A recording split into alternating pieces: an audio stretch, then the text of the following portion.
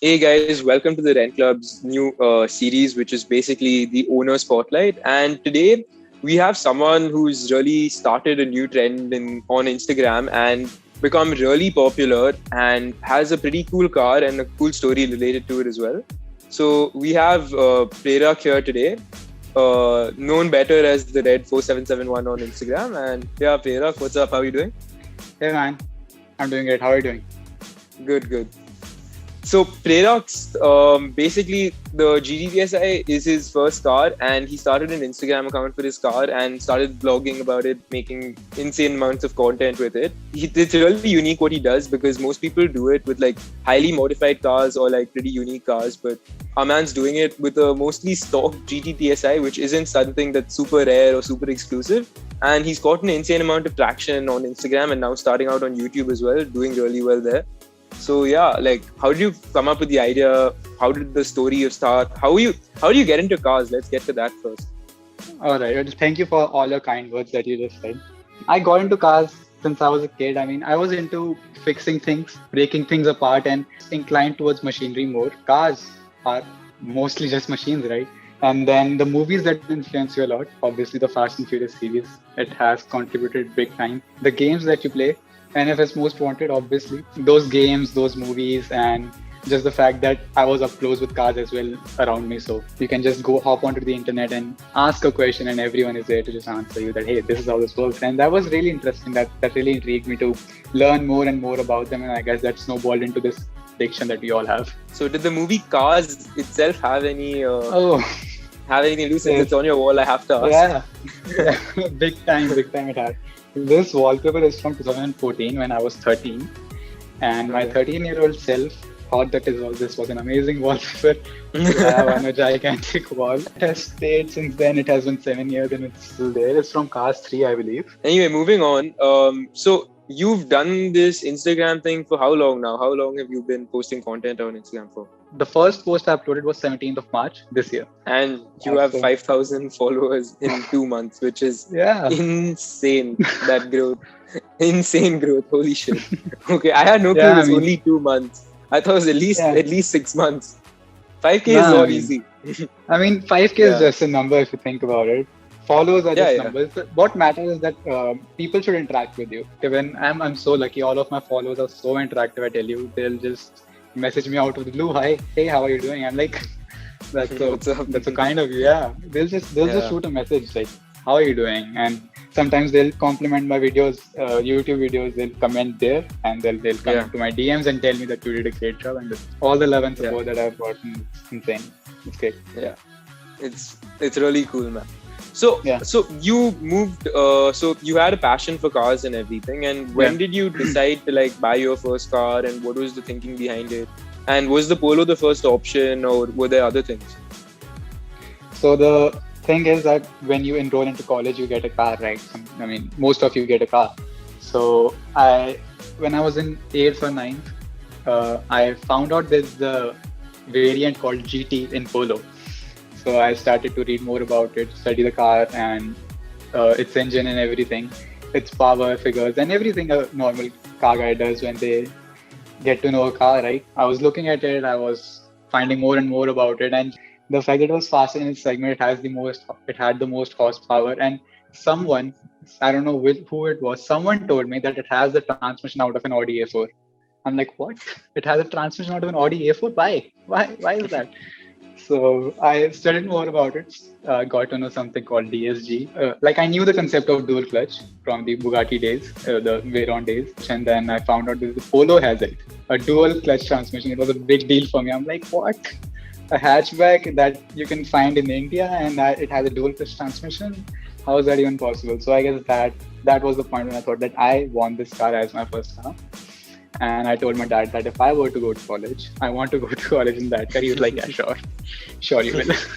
Sarcastically, he just said, yeah, sure you will. But I guess from that time he realized that I genuinely liked the car. The car was genuinely good. I convinced him over the years, and we test drove a couple of cars last year. He himself got the itch of it, I guess. He himself understood what the car is capable of while test driving those. So he just agreed with it. And right here, right now, I have a 2016 Polo GT. So Yeah. this whole thing started off with the Polo love, but you actually had some other stuff which you did with cars as well, right? Like you've become a pretty well-known car flipper, I'm told. Not a pretty well known, I would not say that. We started off recently, actually, me and my partner. We're two people into this business of car reselling. So we started off recently, early 2021, and we've sold about 4 or 5 cars now. So it's not a big thing really, but even the deal that I got for my Polo GT, it's a used car. I'm the second owner of it. Even the deal I got was from a known dealer. That's why I got it at a good deal. And I guess the price point I bought it at makes sense for a Polo GT than say someone who bought it showroom. For sure. So you're a college kid. How did you finance it? How did you land the Polo GT? Like, what's the whole thing behind that? And yeah. So I've been trying to make more and more income sources.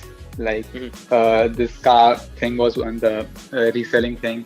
Earlier on, I used to try affiliate marketing, and I didn't find too much success in affiliate marketing. But I realized that I need to have an audience for that, right? So I have an audience now, so I guess I'll pursue more on affiliate marketing as well. And the other thing is that I sometimes sell parts as well, car parts. Okay. So that's one way to earn. So, but the entire car was financed by my parents on a deal that I were to take up all the finances later on. Anything that the car throws at me, like petrol, services, tires, any mods that you're going to do to your car, it will be totally onto you. So on that deal, I got the car financed by them. So the Polo, why the Polo? Other than all the things you said, because there's so many other options out there as well. What other than like the DSG and like, is there anything that really appealed to you, like special which you found special? Well, first of all, the wider fender arches, right, up front. That speak of a muscular look, first of all. Plenty of cars might have it, but the way Polo pulls it off, it's just a really nice look of it. And let's look at the competition. The competition holds, I guess, i20, Baleno, and recently it contains the Altros. Earlier, it had the Abarth, which was a pretty strong contender, but for the Abarth, I couldn't find a nice deal. For the Baleno and all, the build quality about them, and for the i20, I just didn't think it was powerful enough as the Polo GT. We're talking in 6 lakh category because I bought this for close to 6 lakhs. So in that price range, I couldn't find any i20 or anything that could. I mean, I had test drove the Polo GT by then when I went to test drive the i20, and I just didn't connect with it. With the Polo GT, I connected instantly. Like, this is what my parents are going to pay for me, and this is what I'll get. This is an amazing car. As soon as you click on the throttle, it just downshifts and goes away. I never got to test drive the Abarth. I never got a good deal on it. So, but the Polo GT, I got a good deal on. It was a pretty clean car. Not even driven 30. It hadn't even touched 30,000 kilometers. So that was really cool. And everyone who would like look at my car, they'd like they wouldn't realize that it's a used car. I would later on tell them that I got a good deal on it. They're like, what do you mean you got a good deal on it? From dealership? I'm like, no, not from dealership. From the previous one. They're like, it's used. They just couldn't tell it was used or not. And people are like, even if you don't tell people that it's used, they'll feel like it's new. I'm like, it's cool, it's used. What's there to hide about it? So you've had the Polo now for a couple of months, and you've started the Instagram thing. So was the Instagram thing always meant to be an income stream, or did you do it for fun in the beginning and then realize that you could take it seriously? I mean, I still don't think it's an income stream. I don't think I can take it to the level where it would pay off my bills. I mean, maybe if I go full time on it, but as a college student, I don't think I can. In the beginning, it was just a way to vent out my energy, right? I used to do all these small little things, like I've mentioned in my account. I mentioned what all I've done to the car. I would do all of these alone. I would do all of these just for fun for myself. But then I thought, what if I just document it once in a while, and I'll upload it? Why not? I'm friends with quite a few Volkswagen Skoda owners. I would sometimes tell them things about their cars that they're like, I noticed that I couldn't lift my wipers. Why was that? I'm like, it has a service mode. They're like, what? What is the service mode? I'm like, it has a service mode, so you can do this. didn't the agency Yeah. tell you that? They're like, no, nobody told me that. And you'll see every Polo has a scratched up bonnet, right? So I thought Yeah, that yeah. there's a lot of things that people don't know about these cars. Yeah, for And sure. a lot of people just say that these don't have any features, these don't have any qualities, and they're still overpriced. So I Right. wanted to go against it and tell them that, hey, this car has a lot of it. You just don't Yeah. realize it because they don't Yeah. advertise it as well as the other people do. And Yeah, for these sure. and they don't fill these cars with just features like air purifiers and all, right? They Yeah, yeah. actually It's give not. you safety features. Yeah, they don't give you features for marketing. They give you features for Yeah. use, which is what a lot of the Yeah. new companies are doing. Like, I can make my car sound like an air purifier. I'll sell 50 more cars. Good deal, boys. Yeah. Let's do Yeah. that instead of actually giving the car things which are Yeah. useful. Yeah. So in So the that does beginning, it make was sense. in the beginning, it was just covering these features and telling people that the things they don't know about their cars. In the Right. beginning, I gained 50 followers. I'm like, great. Yeah. One of the followers came in and DM'd me and told their story about their car. And I'm like, Mhm. this is really fun. I'm connecting with Polo owners now. I'm connecting with Yeah. Volkswagen now. I should do more of this. So Yeah. at that point, I started taking it a little more seriously. I would upload every day. I would try to upload every day. Yeah. And one fine morning, I guess it was 13th of April or 12th of April, Mhm. one of my reels blew up. Yeah. And that reel picked up a lot of traction. And Right. that from that point on, I guess it has snowballed into what we have today, the 5,000 Right. followers mark. Yeah. But again, these are just followers. What matters is the people that interact with you more. Yeah. So earlier on, it wasn't something serious. It wasn't an income stream, and I don't think it still is. So Yeah. Yeah. just a fun thing that I did to just vent Mhm. out my energy because in lockdown, what else do you do? Yeah. You just stay at home, you're just doing nothing. So I thought I'll just do this. I'll do what I love. I do what I enjoy, and I'll document it.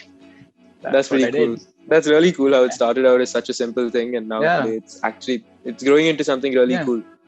That's Yeah. really fun. Definitely. Yeah.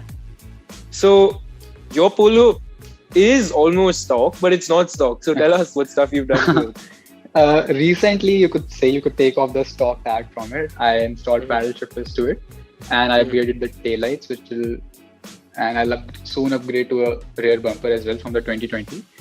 So Right. recently, I did these small mods. Earlier on, it was nothing. It was just Right. the bone stock Polo as I bought it. I haven't even changed the tires on. Everything otherwise the paddle shifters, tail lights, and these small things. Otherwise, Yeah, everything is stock. So the taillights are OEM Even the plus, exhaust, right? people just those are 2020 tail lights out of a 2020 Okay. Polo into my 2016 Okay. Polo. Yeah. Right. So how do you source these parts, please? Enlighten us. Yeah. The taillights I got from OLX. I found an ad on OLX. And Right. all of the other genuine parts that I've been sourcing, they're from Fluidic Joy. By the way, this is how we met. We both had a passion for OLX, so we ended up talking on Instagram. Yeah, I guess that's how we met now.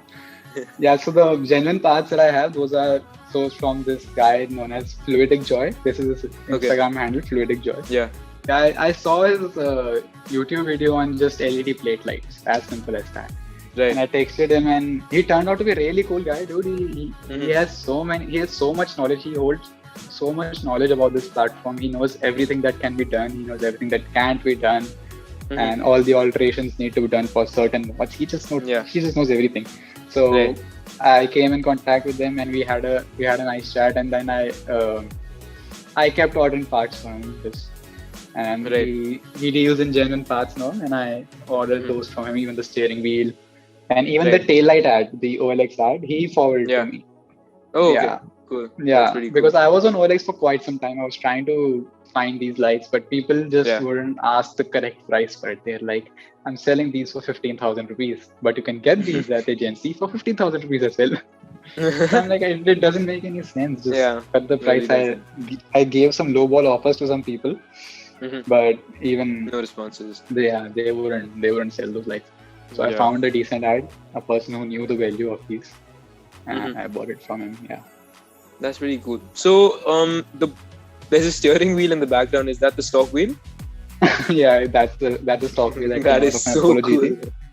That's insane. Yeah, I plan on keeping this in the background of a lot of videos of mine now. Even the tail lights, the stock ones that came out, I'm planning on keeping them as the background.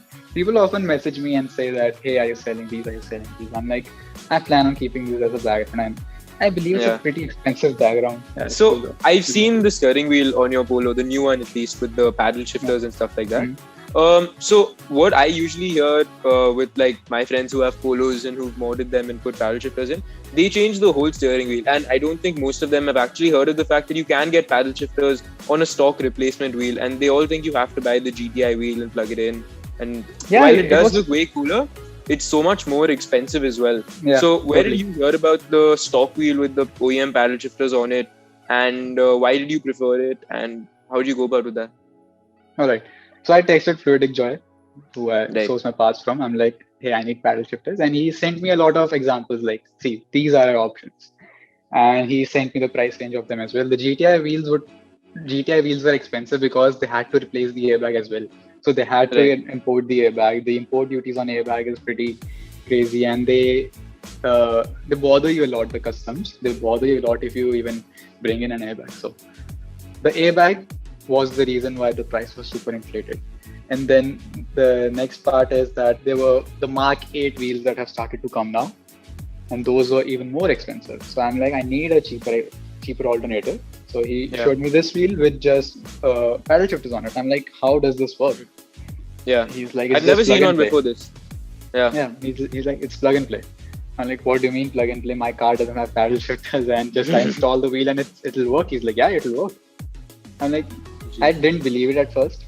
Then he shared a lot of videos and stuff. He's like, yeah, this is how it works. The DSG is compatible with them. Other cars get them, so you can do this. So which car did this wheel technically come out of? Is it like the Polos outside of India are sold with paddle shifters, or is it from another Volkswagen car? Probably the Euro spec. I'm not too sure about it myself. Yeah. Probably the Euro spec has it. I'm not too sure with it either. Yeah, so it's already coded in. Paddle shifters are basically already coded in if they're compatible directly. Yeah, your transmission accepts them if you give it to them. The transmission is like, cool, I have a stock steering wheel, I won't shift the gears, I'll just stay in D. But when you give it paddle shifters and you click the paddle, it goes into Tiptronic. It's like, now the owner will control me. And it has wheels of paddle shifters. Oh, so wait 1 second. You don't have to put it into manual mode to use the paddle shifters. Nothing. You just click the button. That's so cool. The car goes into Tiptronic mode, and you don't have. You just put it in D. Right, you're in D right now. Yeah. And you just upshift. It'll upshift. It'll go into Tiptronic. You can use them in sport as well then.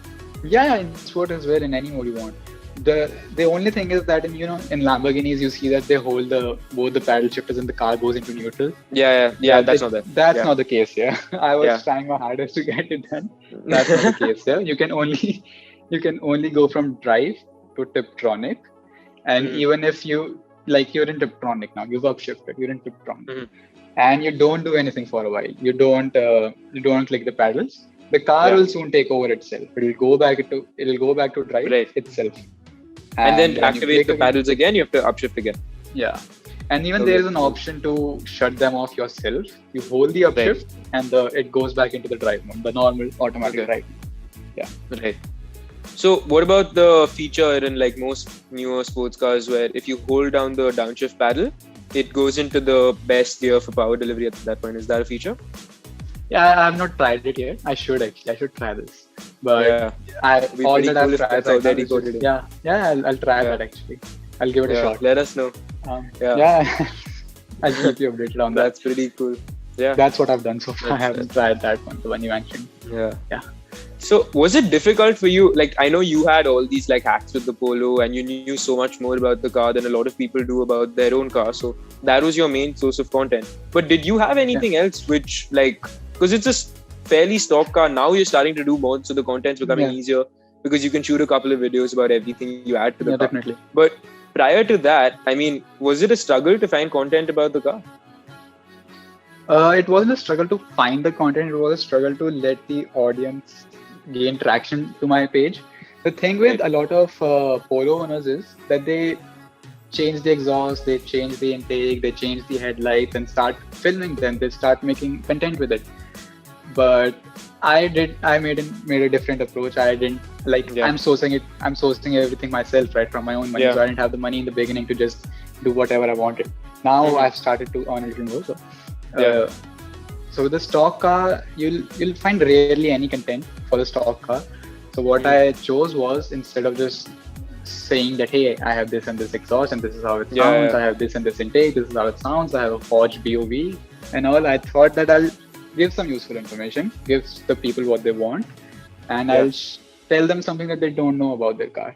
And you'll be surprised how many people just didn't know these small features in the infotainment system. They didn't know. So I saw your video the other day. I also have a Polo GT, and I saw your video the other day about the Skoda VW app, and I didn't know about that. So it was pretty helpful. Yeah. So there's like a lot of cool facts that you're bringing up, which will definitely help with like the whole, making the experience in your car better. So, a lot of people message me saying that, hey, I didn't know this. Thank you so much for this. And that's sort of what my traction point was, you could say. Yeah, that was your USP, stopped. That's what people stopped at and they looked at. And people often, people just have these questions, but the bigger pages don't reply all that much. So I try to reply to all of my comments, but some of my reels have blown up to a level where the amount of comments is just too much for me to reply to. So otherwise, I try to reply to everything. I try to reply to all the DMs, all the comments, everything. Yeah. So I guess that's why people have stayed. Otherwise, they would have just seen the reel and left. Yeah, for sure. Yeah. That's pretty cool. So what other plans do you have for the car? Now that you've done the paddle shifters and changed up the tail lights, what else do you have? Well, the nearest would be a big brake kit. I am genuinely planning on that. I need to source the money for it. I have a tire upgrade due as well. So the thing is, the ultimate goal is to have a nice static look, right? So what I want better wheels for sure. The BBS SRs, right? I would love to go for them, but they look a little hollow with the stock brake setup. Yeah, so for sure. one really needs to go for a big brake kit for it. So I'll be going for a big brake kit, and then soon the wheels, the tires, and then a rear disc conversion as well.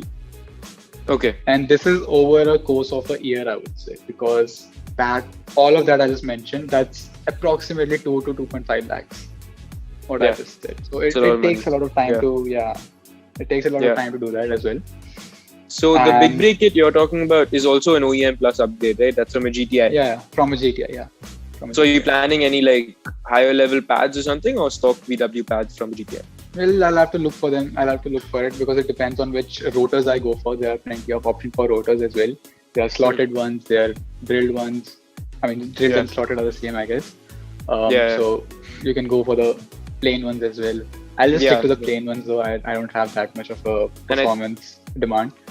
Yeah, and the most cost effective are the plain ones anyway. So it's always better. And the thing is that I daily drive my car. It's not a show car. It's not anything else. So a lot of people comment saying that. A lot of people comment saying that put it on lowering springs.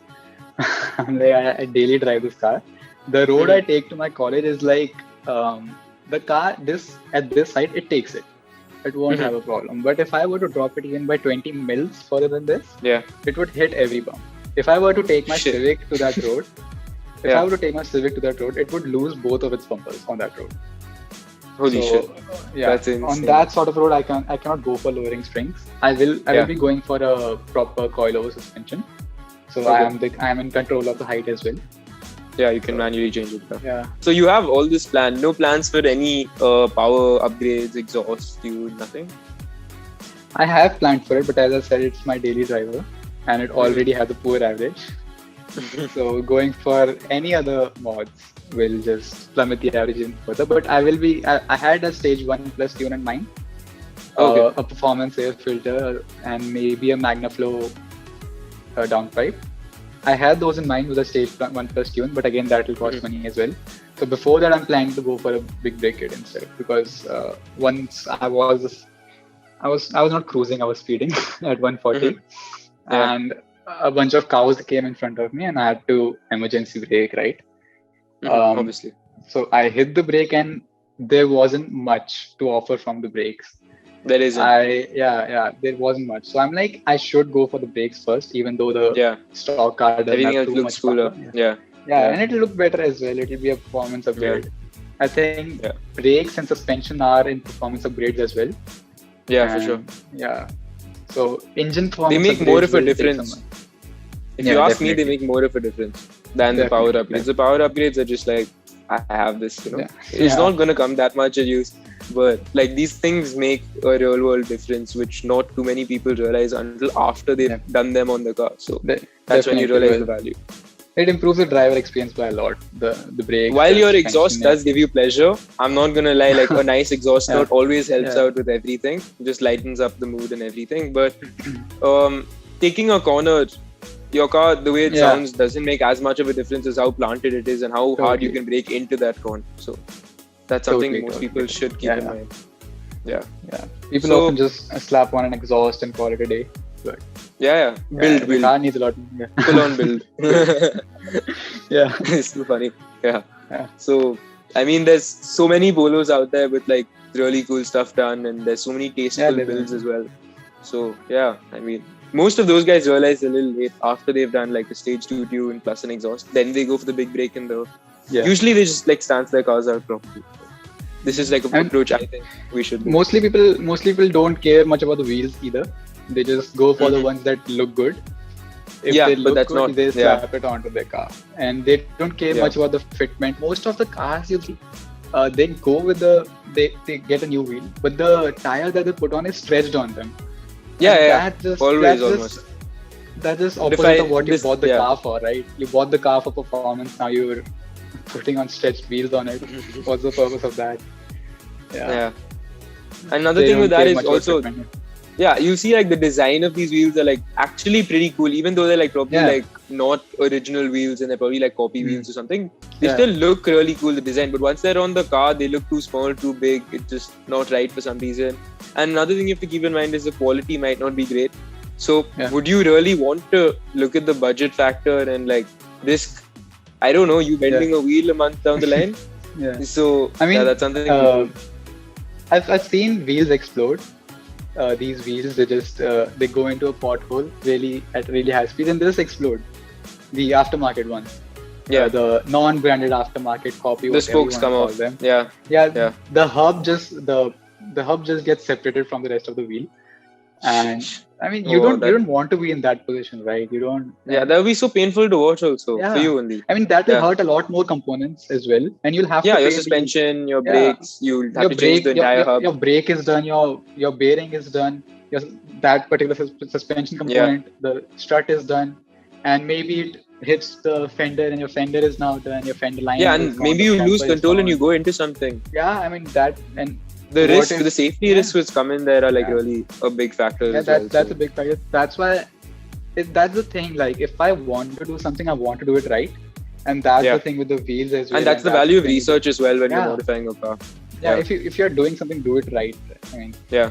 uh, So what we're trying to say is maybe- people do your research. yeah. Don't buy random stuff you see on the internet because like, Yeah. oh, look, car will look You- like a Ventador wheel on Polo. You'll see Not the gonna copy work. of that. You'll see the copy of BBS wheels a lot, radiate wheels a lot. You'll see Yeah. these wheels being copied so much, and people genuinely Yeah, go yeah. for them. They just buy the copies. I mean, it's okay if you have a show car that Yeah. you're not going to push a lot, you're not going to get much performance out of. Sure, go for Yeah. those wheels. Why not? But know that if you're at a high speed and you hit a pothole, Ever. you might not Yeah, have a car. you're done. Yeah. Yeah, for sure. And this That's happens pretty with scary. bikes as well, though. This happens with bikes as Yeah. well. I've had people tell me that their spokes just broke off in a pothole, especially with KTM's. That happened. Mm-hmm. The earlier ones, they had a problem with the front wheel. Yeah, Right. That's mad. Okay. and So- super risky.